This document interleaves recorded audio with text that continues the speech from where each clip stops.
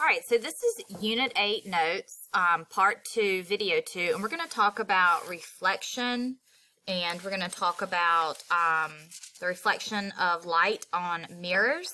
We're going to talk about refraction, and we're going to talk about prisms and lenses with light.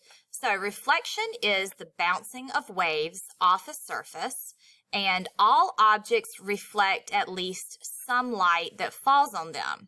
This is how we see objects that are not luminous. Remember, luminous means they make their own light, such as each other. This is how we see each other because light reflects off of our faces and off of the clothes that we wear. So light waves strike a surface at an angle, and that's called the angle of incidence. They bounce off of the surface at an angle called the angle of reflection. And if the surface is smooth and flat, these two angles are congruent. And that's definitely a math term, and that means that they are equal to one another. And this is called the law of reflection. And this is a big deal in science because it is a law. There's not too many laws in science, so this is one that you definitely need to know. So here's some pictures to illustrate this law of reflection. So here's kind of a basic diagram. You have a flat mirror on a wall. You have the angle of incidence. Here's the source of light over here. And you have the beam of light that hits the mirror.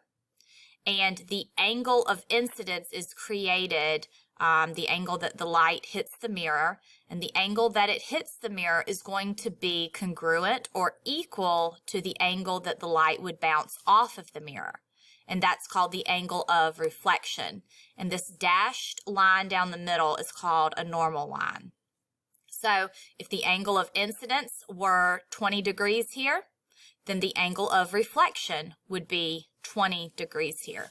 It's that simple. They're equal to one another. If the angle of incidence were 40 degrees here, then the angle of reflection would be 40 degrees. So this is kind of more of a real world drawing of it. Here's our flat mirror. We have a flashlight shining a beam of light on the flat mirror. The flashlight is shining it at a 45-degree angle. That is the angle of incidence. So the angle that it is going to then reflect off, the angle of reflection is going to be equal to that, which is 45 degrees. So when you think of reflection, think of bounce. Light.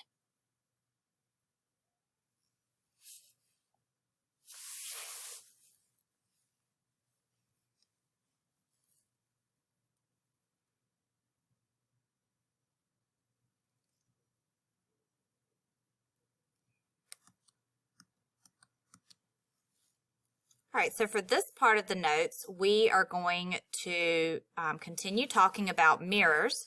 So a mirror has a smooth, shiny surface that reflects more light than most other illuminated objects. When a plane or flat mirror reflects light, it preserves the order and pattern of the waves. This produces a clear image. So look at this diagram. Different light waves reflected off the girl strike the mirror and are reflected back to her eye. The person sees the light waves in the same order and pattern in which they are reflected off of her, allowing her to see her reflection.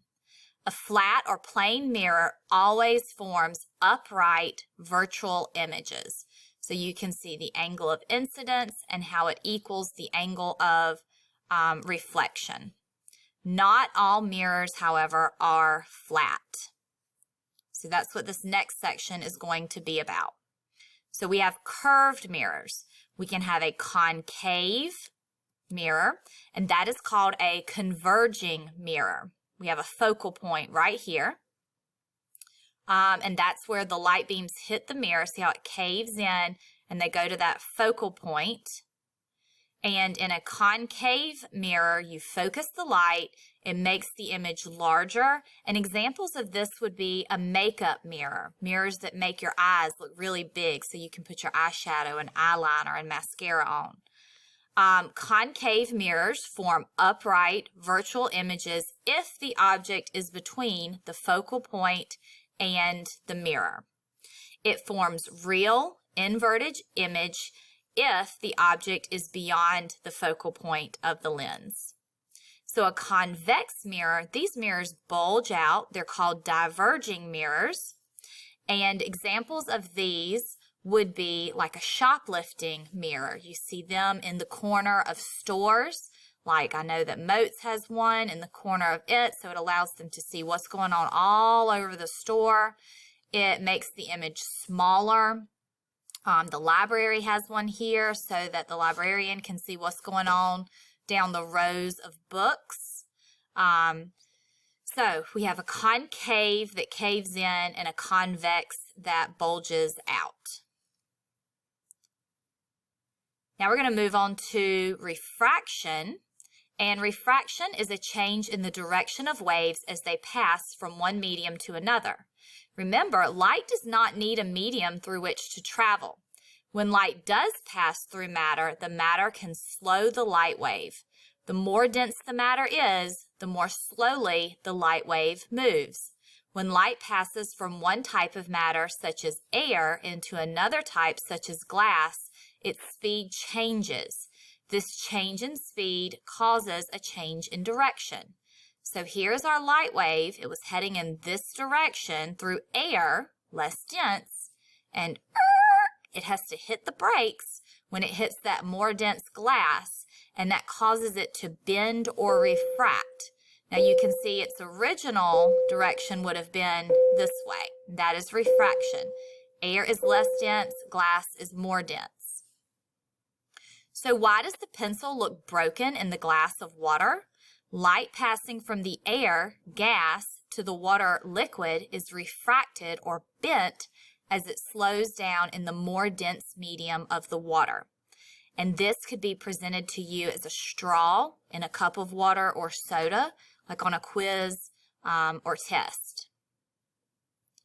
So you can use refraction through a prism to separate white light into its different wavelengths. A prism is a transparent, clear, solid figure with at least two non-parallel faces.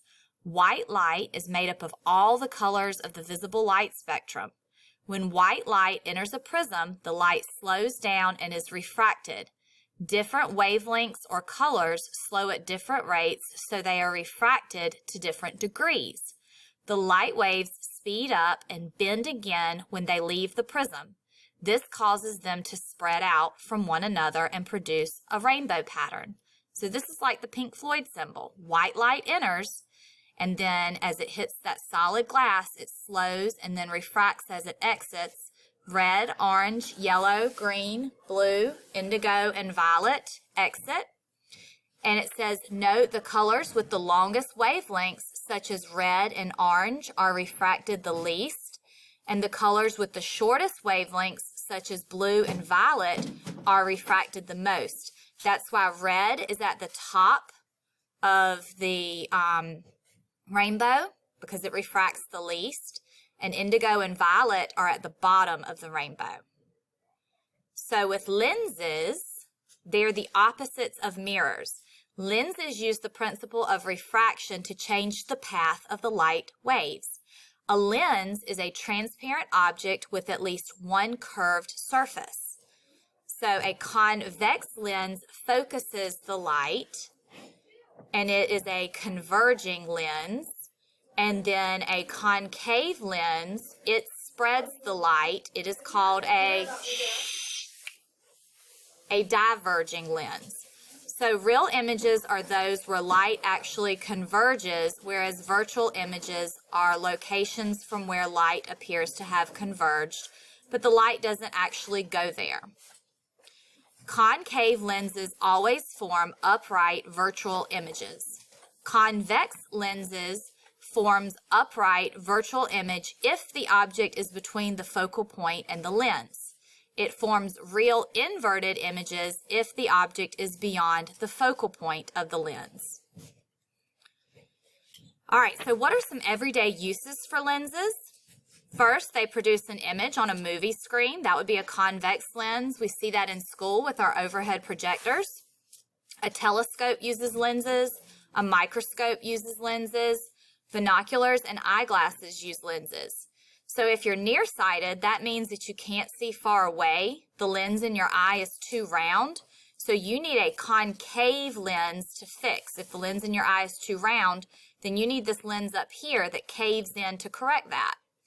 If you're farsighted, then that means that you can't see up close. You can see far away. You could see a stop sign way off in the distance, but you can't read the words off of a book right in front of your face. That means the lens in your eye is too flat. So therefore, you need this convex lens up here because it bulges out and it would help correct the flatness of the lens in your eye. Okay, so that's going to finish up our notes over mirrors and lenses and prisms. We're going to pass each of these around in class for you to get to hold them and test them out. And let us know if you have any questions.